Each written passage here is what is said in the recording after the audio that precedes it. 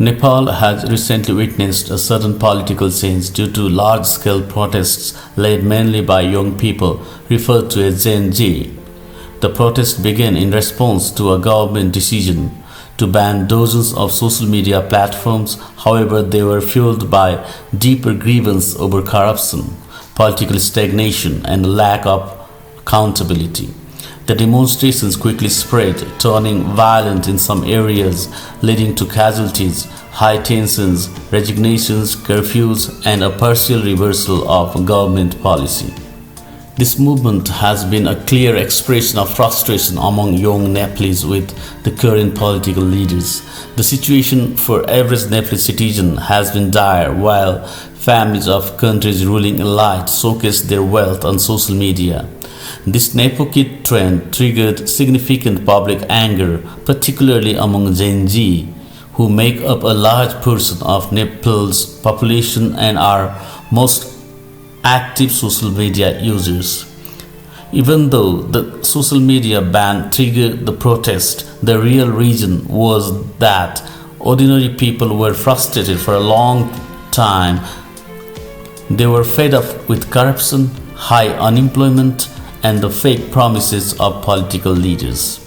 Since the restoration of democracy in 1990 with the mass movement, political leaders have offered only promises of hope. No government has completed a full term. Political instability has been a constant issue. Nepalese people overthrew monarchy in 2006 with another mass movement, and Nepal became a federal republic country. People got political rights, but there was no change in their economic condition.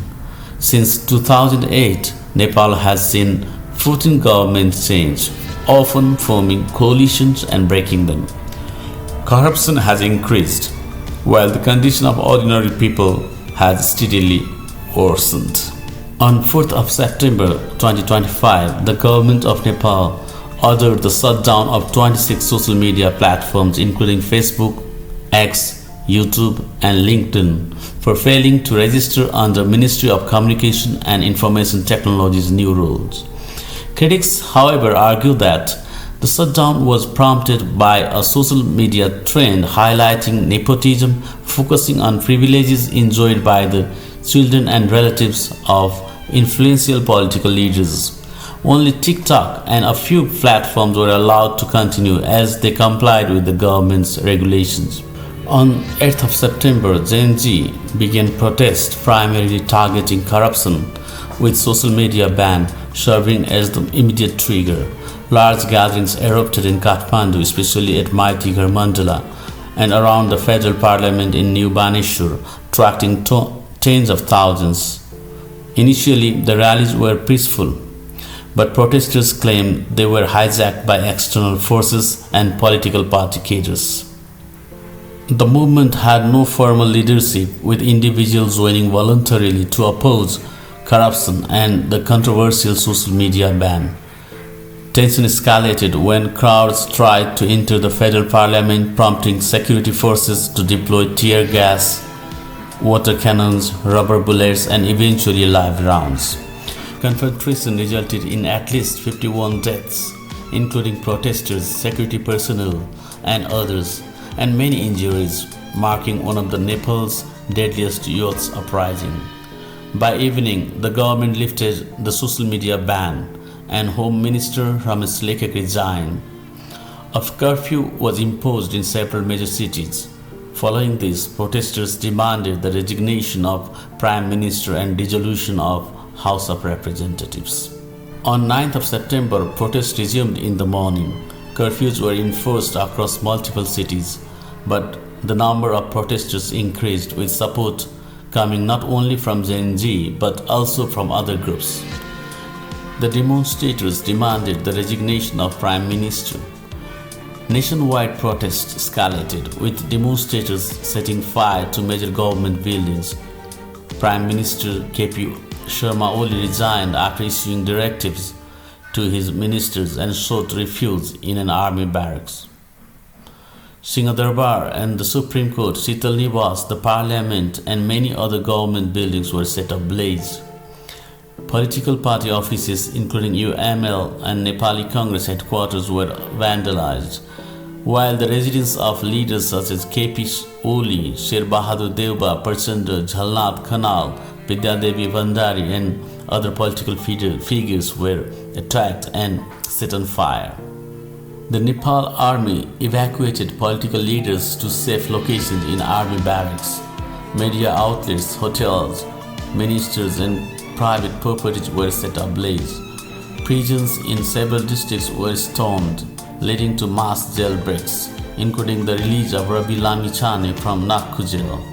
Security forces responded with live fire, killing inmates during escape attempts.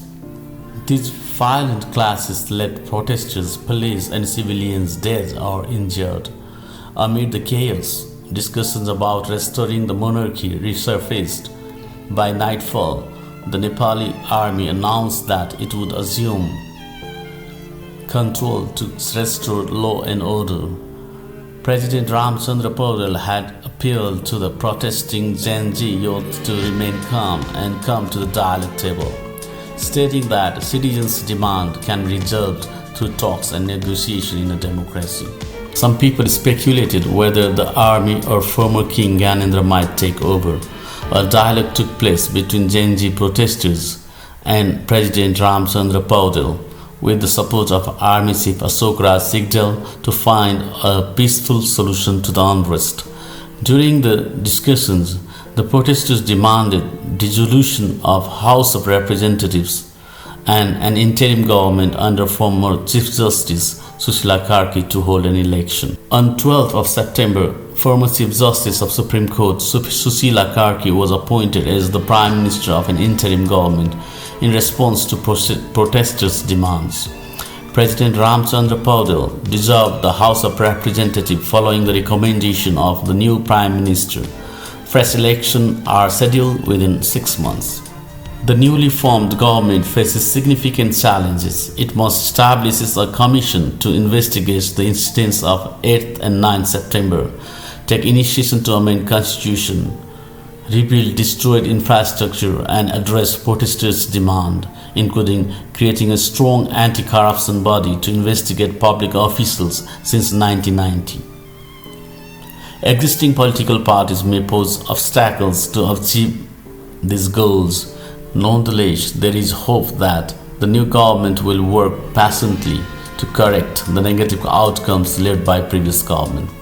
The government inherits a fractured political landscape with deep public mistrust of political parties, restoring stability after violent protests, addressing the demand of Gen Z activists, and implementing systematic reforms, including curbing corruption and nepotism, will test the leadership of Prime Minister Karki.